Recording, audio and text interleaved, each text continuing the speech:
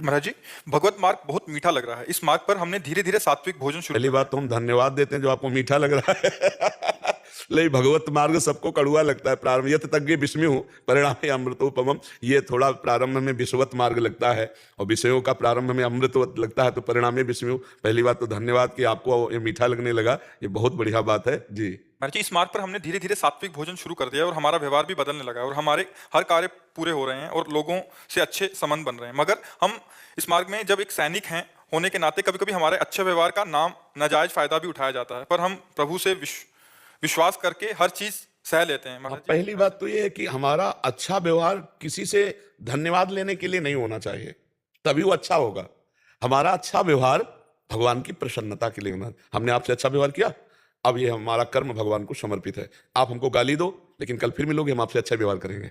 समझ रहे हो? और अगर हम बदले में धन्यवाद लेना चाहते हैं, बदले में कुछ कृतज्ञता लेना चाहते हैं, फिर वो अच्छा व्यवहार नहीं होगा, वो स्वार्थ का व्यवहार हो जाएगा। अच्छा वही है जो भगवत प्राप्ति करावे, अच्छा वही है जो असंगता बढ़ावे, अच्छा वही है जो सहनशीलता और तितिक्षा बढ़ावे। ऐसे तो आप कमजोर हो जाएंगे। नहीं कि सामने वाले के साथ आपने अच्छा व्यवहार किया, वो आपके साथ गलत व्यवहार करेगा तो आप जलने लगोगे, दुख पैदा हो जाएगा हृदय। नहीं, नेकी कर दरिया में डाल, उसके व्यवहार से कोई मतलब। मैं अपने कर्तव्य का पालन कर रहा हूं, तेरे कर्तव्य की जिम्मेवारी मेरे ऊपर नहीं। नहीं, मैं अपने कर्तव्य का आपके साथ ठीक व्यवहार कर रहा हूं और आप इसके बदले में हमें गाली दें या अपमान करें या सम्मान करें, उससे मुझे कोई लेना देना नहीं। मुझे अपने कर्तव्य का पालन, तो फिर आप बहादुर सैनिक भी हो और बहादुर साधक भी हो जाओगे। ठीक है ना जी। विष्णु प्रपन्नाचार्य जी, नेपाल से। महाराज जी, राधे राधे। महाराज जी, मुझे तीन चीजों से अलग होना है: शिष्येषणा, वित्तेषणा और लोकेषणा। महाराज जी, इसके लिए यही तो साधु के मार्ग में बाधा है, कंचन कामिनी कीर्ति। तो आज के सत्संग में हम कह रहे थे कि ये कोई छोटी मोटी चीज नहीं है। अक्रूर जैसे महात्मा जब समंतक मणि हाथ लगी तो दूर हो गए द्वारिकाधीश से और काशी जाकर यज्ञ करने लगे, छुपा लिया समंतक को। नीलमणि भगवान से बढ़कर समंतक मणि लगी। समझ में आ रहा है? महाप्रभु चैतन्य देव जी के चरित्र में पढ़ा कि एक कृष्णदास के नाम के महात्मा महाप्रभु के साथ थे और वो वाम मार्गियों को देखकर जो गलत आचरण में थे उनका संग कर लिया। कामिनी का आकर्षण, कामिनी का आकर्षण कोई छोटा मोटा आकर्षण नहीं है, बहुत बड़ी सामर्थ्य है। नारी नयन सर जा ही न लगा। पर चक्की चलती है ना, हर दाना पिसता है, पर जो कील के नजदीक पहुंच गया वो नहीं पिसता। चलती चक्की देख के दिया कबीरा रोए, दो पाटन के बीच में साबित बचा न कोई। तो चलती चक्की देख के दिया कमाल ठठाए, राह सहारे कील के तो बाल न बाका जाए। सीम की चाप सके को तासु, बड़ रखवार रमापति जासु। तुमसे सच्ची कहते हैं, जवानी व्यतीत हुई है, 13 में निकले थे, 14, 15, 16, 17, 18, 19, 20, अब मान लो 55 की आयु लगभग। तो इतना जो बीच की यात्रा, जीवन में कभी किसी माई को ऐसे नहीं देखा। अब सेवा दी है तो सत्संग प्रश्न उत्तर वो चर्चा अलग है, और रुपया गंगा किनारे रुपया मिलेगा, भोजन तो मिलता नहीं। किनारे ही रहना, किसी गांव में नहीं जाना, भिक्षा नहीं मांगना, आकाश वृत्ति से जो हमें गंगा किनारे मिलेगा वो गुरु प्रसाद से। ऐसा अब जो जीवन है, अब वो भगवान के आश्रित जीवन पूर्ण रूप से है। अब महलों में रखो चाहे झोपड़ी में बांध दो, अपना अस्तित्व ही नहीं रह गया है। अब वो जैसे चाहे वैसे। तो जब तक साधक का अहंकार पूर्ण रूप से भगवान के चरणों में समर्पित ना हो जाए, कब हम समझेंगे कि हमारा अहंकार भगवान के चरणों में समर्पित हो गया? जब हमें दूसरों में सद्गुण दिखाई दे, अपने में नीचता, तब अहंकार गलित हो रहा है। देखो, परम ज्ञानी हनुमान जी महाराज हैं, ज्ञानी नाम अग्रगण्यम बुद्धिमताम वरिष्ठम अतुलित बलधामम हेम शैलाभदेयम। ऐसे महापुरुष जब विभीषण जी से मिलते हैं तो क्या कह रहे हैं? असमय अधम सखात, ये अहम समर्पित है। असमय अधम सखासु। सबरी जी से राम जी मिलते हैं तो कह रहे अधम ते अधम अधम अति। प्रभु मैं बहुत अधम। और भगवान का साक्षात दर्शन कर रहे हैं। दंडकारण्य के किसी ऋषि के पास भगवान नहीं गए, माता सबरी के पास गए। इतना अपार प्रेम है, और वो अपने को अधम ते अधम अधम अति नारी, तिनमा मैं मति मंद अघारी। और भगवान कह रहे नव भक्ति आप में विराजमान है, तुम समान कौन हो सकता है? जो नवधा भक्ति का उपदेश है वो हम लोगों के लिए है, सबरी मैया के लिए नहीं। क्योंकि सबरी मैया तो उसी समय भगवान के सामने ही योगाग्नि में शरीर भस्म करके परम पद प्राप्त करती हैं।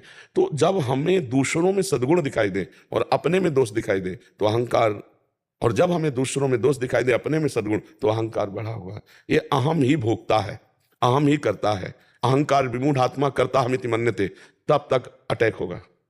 ये तीनों अटैक कर सकते हैं, कंचन कामिनी और यश कीर्ति प्रतिष्ठा।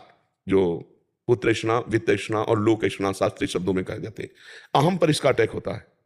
देहाभिमानी जीव जब अपने को पुरुष या स्त्री रूप में देखता है तो काम भाव उसके अंदर आएगा। देहाभिमानी जीव जब अपने शरीर सुख की आकांक्षा करता है तो उसे अर्थ की चाहना होगी। देहाभिमानी जीव जब अपने को गुणवान समझता है तो यश कीर्ति की कामना होगी। और अगर ये तीनों हैं, तीनों में से एक भी है, तो भगवत प्राप्ति नहीं होती। पुत्रेषणा, वित्तेषणा, लोकेषणा तीनों को मिटा दे। मन वचन कर्म से भगवान की शरण में हो गए और केवल केवल हमें भगवान चाहिए। ब्रह्मर्षि वाल्मीकि जी महाराज भगवान श्री राम से कहते हैं, जननी सम जानहु पर नारी, धन पराए बिसते बिस भारी, जिन्हि राम तुम प्राण पियारे, तिनके मन शुभ सदन तुम्हारे, तुम्हि छाड़ी गति दूसरी नाही, बसहु राम तिनके मन माही, काम क्रोध मदमान न मोहा, लोभ न क्षोभ राग नहीं द्रोहा, जिनके कपट दंभ नहीं माया, तिनके हृदय बसहु रघुराया। सरल भाव से भगवान की शरण में होकर नाम जप करो। जबान का स्वाद छोड़ दो तो जनेंद्री की मांग खत्म हो जाएगी। और जब जबान का स्वाद छोड़ दिया तो कंचन की मांग खत्म हो जाएगी। क्योंकि रुपया प्रिय नहीं है, रुपया से भोग सामग्री मिलती है, ये प्रियता रुपया की है। और अपना तन मन प्राण प्रभु को समर्पित है। अब यश कीर्ति प्रभु की है। अगर कोई हमें प्रणाम करता है तो मेरे भगवान को प्रणाम करता है, क्योंकि हम भगवान के बिके हुए दास हैं, इस भाव से प्रणाम करता है। कोई इस मलमूत्र के भांड शरीर को प्रणाम नहीं करता, सबके शरीर यही है। पर एक बात को प्रणाम करता है कि मैं जिस कसौटी पे चलना चाहता उस कसौटी से विमुख हो गया और तुम पास हो गए। तुमने सर्वस्व छोड़कर भगवान को रिझाया, इसलिए हम प्रणाम। तो भगवान को प्रणाम होता है, वो गुरु को प्रणाम होता है। सम्मानम कल्याति घोर गर्लम नीचापमानम सुधा, श्री राधा मुरली धरो भज सके वृंदावन मात्यज। सम्मान को विष के समान देखे, अपमान को अमृत के समान देखे और श्री राधा माधव का निरंतर स्मरण करे तो भगवान के प्रताप से कंचन कामिनी कीर्ति तीनों पर विजय प्राप्त की जा सकती है। अन्यथा एक छोटा सा सड़ा सा विषय भी परास्त कर सकता है। एक व्यसन नहीं छूटता। हमने देखा कि छोटे छोटे व्यसन अपना अधिकार कर लेते हैं, फिर त्रिभुवन के भोग ब्रह्मादिक के भोग सब विष समलागत ताई, नारायण ब्रज चंद की लगन लगी है जाए। जो भगवान से प्यार करता है उसे कोई परास्त नहीं कर सकता। लेकिन अगर हम भगवान को अपना नहीं माने तो फिर पाखंड विजय नहीं प्राप्त कर सकता माया पर, दंभी विजय नहीं प्राप्त कर सकता माया पर। और छोटा सा भाव केवल उठा है और भगवान के सारे चल दिए तो आज तक हम कहते हैं हमारे साथ कोई रक्षा करने वाला नहीं था, पर जहां कहीं कुछ ऐसे फंसाव की बात आई भगवान ने निकाल। बाद में मुझे पता चला कि हाँ मैं फंस सकता था, भगवान ने ऐसे बचाने। सीम के चाप सके को उतासू, बड़ रखवार रमापति जासू, वही बचाते हैं, वही जीवन भर अपने जन की रक्षा करते हैं। अपनी बुद्धि तो कहीं भी फंस सकती है, लेकिन भगवान, हाँ भगवान करो सदा तिनके रखवारी, जिम बालक राखे महतारी। जैसे बालक की रक्षा माँ करती है वैसे भगवान अपने भक्तों की रक्षा करते हैं। तो भगवान का भरोसा और लक्ष्य दृढ़, और ये कि मर जा सकता हूं लेकिन मैं गलत आचरण नहीं कर सकता, जीत जाओगे। बस ये प्रण हो जाए कि कुछ भी हो जाए मर सकता हूं लेकिन मैं अपने धर्म के विरुद्ध आचरण नहीं कर सकता, जीत गया। फिसल गया तो इतने नीचे गिरेगा कि उठने लायक नहीं रहेगा। ये माया है, एक बार दबा लिया तो उठने नहीं दिया, फिर वो बैलेंस बना के चलता है, भोगों को भोगता है, थोड़ा भजन कर लेता है, बस वो आग नहीं होती। वो विरह भगवान के लिए जो होना चाहिए वो नहीं होता। फिर वो धीरे धीरे रोग लग जाता है भक्ति को, पाखंड का, दम्भ का।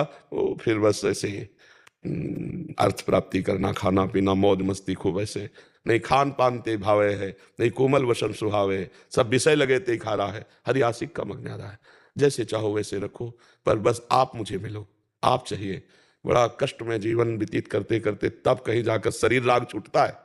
अगर शुरू से ही शरीर का पोषण होता रहा तो शरीर राग नहीं छूटता है।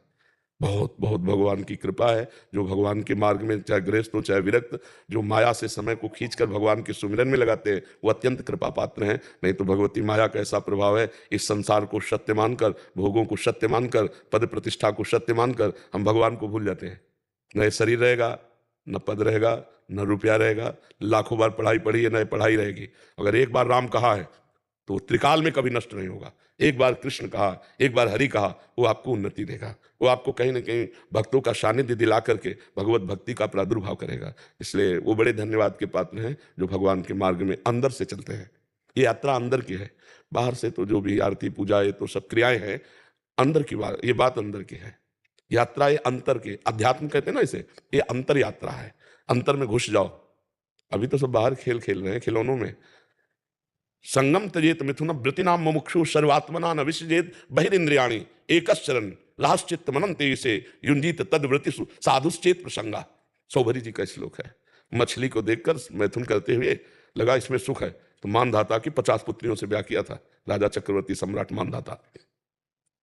फिर जब भोगों में कोई सुख तो है नहीं, तब उनका धिक्कार है। क्या चूक हुई कि कहाँ मैं अकेला भजन कर रहा था और कहाँ 50 के 500 बढ़ गए संतानों पुत्रियां। तब उन्होंने कहा जो मुमुक्षु मतलब मोक्ष प्राप्त करना चाहता है, संगम त्यजेत मिथुन वृत्तिनाम मुमुक्षु, संग का त्याग कर दे। कौन से संग? जिनके संग कुमति मति उपजय करत भजन में भंग, जाके प्रिय न राम वैदेही तजिए ताहि कोटि वैरीसम जद्यप परम स्नेहि। और नेत्रों से कोई गलत आचरण अगर कहीं भी किसी पशु पक्षी में भी दिखाई दे रहा है, एक बार दृष्टि गई दोबारा दृष्टि न जाए। खतरनाक चीज मोबाइल साधु साधक के लिए तो बहुत खतरनाक है, क्योंकि जब मन चंचल हुआ, सर्च किया, पढ़े लिखे लोग हैं, वो जीवन की हानि हो जाएगी, जीवन की हानि। वो गलत देखा तो फिर साधुता का फिर नाटक ढोंग होगा, साधुता नहीं हो सकती। और बड़े बड़े मोबाइल सबके पास होते हैं, बहुत बचने की जरूरत है। मोबाइल में दोनों चीजें, जड़ चेतन गुण दोष में विश्व कीन करता, तो उसमें भी गुण है। गुण है, संतों का सत्संग सुन सकते हो, आवश्यक फोन कर सकते हो, आवश्यक कार्य कर सकते हो। लेकिन दोष है कि गलत से गलत जो हम छोड़ने के लिए भगवत मार्ग में आए वो सब आप देख सकते हो। और वो देखा तो फिर जो हम देखते हैं, जो सुनते हैं, जो बोलते हैं, उसी का मनन होता है। और जो मनन होता है वही क्रियाएं होती, रोक नहीं सकते, वही क्रियाएं होंगी। इसलिए देखना सुनना बोलना पवित्र किया जाए, भगवान के आश्रित हुआ जाए। और भोजन जिसका सरस उसका भजन नीरस, और जिसका भोजन नीरस उसका भजन सरस। ये जीवन भर की बात, अनुभव की बात कह रहा हूं। भोजन सरस, हम रात दिन एक गरीब आदमी की तरह मेहनत करें, जैसे ओवर टाइम गरीब आदमी पैसे के लिए, ऐसे हम भजन के लिए करें तो भगवान कृपा करते हैं, ये त्रिगुणात्मिका माया को हटा देते हैं। यही माया है कंचन कामनी कीर्ति। हमें भ्रम हो जाता है कि इसमें सुख है, अगर सुख होता तो सब भोग रहे, आनंदित हो जाते, विश्राम मिल जाता। अब कछुनाथ न चाहिए मोरे, लेकिन किसी का हृदय ऐसा नहीं कहता अब कछुनाथ न चाहिए। चाह पे चाह, तृष्णा, भोगे हुए भोगों को पुनः भोगने की तृष्णा। इसलिए जो वैराग्यवान है उनको बहुत सावधान रहना चाहिए। हाँ, कस्तरति मायाम, देवर्षि नारद जी से कौन माया से तर सकता है? बोले जो संगास्त्य जति, जो महानुभाव सेवते, जो महापुरुषों का संग करता है और कुसंग का त्याग करता है। निर्ममो भवति, जो किसी से ममता नहीं रखता, सातरति, उतर जाता है। इसलिए कुसंग का त्याग, सत्संग का सेवन, और ना अपने शरीर से ममता और न किसी शरीर से ममता। ममता तो केवल प्रभु से करनी है ना, उनके नाम में, उनके रूप में, उनकी लीला के, उनके धाम में। तो ऐसे चलो तो कंचन काम और जितने भी विकार है सब शांत हो जाएंगे भगवान की कृपा से, अहंकार के बल से नहीं, भगवान की कृपा से। धनम मदीयम तव पाद पंकजम कदा नु साक्षात् करवाणी चक्षुषा कदा पुनः शंकर थांग कल्पक ध्वजार बिंदाम कुशवज्र लांछनम। इसी को चरितार्थ करने के लिए दास बहुत प्रयत्न। हाँ बिल्कुल, भगवान के चरणों का स्मरण करते रहिए और नाम न छूटे, सब आ जाएगा। देखो हम लोगों को कोई कमी नहीं है जानकारी की, किसी को भी। आप जानकारी सबको है, लेकिन जानकारी का प्रयोग करने की सामर्थ्य नहीं है।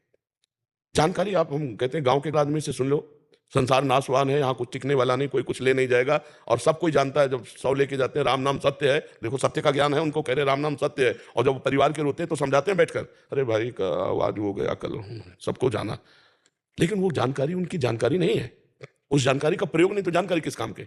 बंदूक लिए घूम रहे हो, दुश्मन आया मार नहीं पाए, शत्रु आया उसको परास्त नहीं कर पाए, अस्त्रवेत्ता बनते हो तो फायदा क्या हुआ? तो हमारे पास जानकारियां तो बहुत है, लेकिन उसका प्रयोग नहीं है। प्रयोग के लिए बल चाहिए, और बल मिलता है नाम से। जितना भजन करोगे उतने अध्यात्म बलवान बनोगे। अगर भजन नहीं है तो उपदेश हो सकता है, प्रणाम नमस्कार मिल सकते हैं, रुपया पैसा मिल सकते हैं, वाहवाही मिल सकती है, लेकिन भगवान का साक्षात्कार नहीं हो। वो तो बारी मथे घृत होए बरु सिकता ते बरु तेल, और बिनु हरि भजन न भवतरी या सिद्धांत अपेल, विनिश्चितम बदामिते न अन्यथा वचांस में हरिम भजनती है नरा। खूब डट के भजन भजन, बस। जानकारी तो इतनी है कि पूछो मत। उपदेश पे उपदेश हो रहे हैं, उपदेशों की कमी है, लेकिन पलट करके जब तो जीरो पे सुई खड़ी है, कोई नंबर नहीं आया, अध्यात्म की कोई भूमिका नहीं, जीरो पे, तब फिर वो कैसे उत्तम होगा? हमारी जानकारी हमको अध्यात्म की भूमिका पर चढ़ावे, हम द्वंद्वों को सहें, हमारे अंदर वो योग्यता आवे जो संतों की लक्षण बताए गए हैं, वो भजन से आएंगे। सबको जानकारी है, जैसे हम जानते हैं ये गलत है फिर भी हम कर रहे हैं, क्यों? क्योंकि हमारे पास भजन की कमी है। भजन का बल ना होने के कारण इंद्रिया मन बलवान होकर हमसे असत क्रिया करा लेते हैं। उन्हें भजन बल है ना, तो जैसे सेल हटा दो दीवार घड़ी का, तो मिनट पे मिनट, घंटे पे घंटे सुई वहीं ठप, ऐसे वहीं ठप। राधा तो राधा, वहीं मन और इंद्रियां बिल्कुल एक मिलेंगी। ऐसा नहीं कि उनकी ताकत हो कि घसीट ले। अभ्यास किस बात का, साधुता किस बात की, भजन किस बात का। अब भजन नहीं करेंगे तो फिर बहुत जन्मों से गुलामी है ये। इंद्रिय और मन की बहुत जन्मों से गुलामी है, और इनकी गुलामी से हटे बिना स्वराज सिंहासन पर नहीं बैठ सकते, आत्मस्वरूप में स्थित नहीं हुआ जा सकता।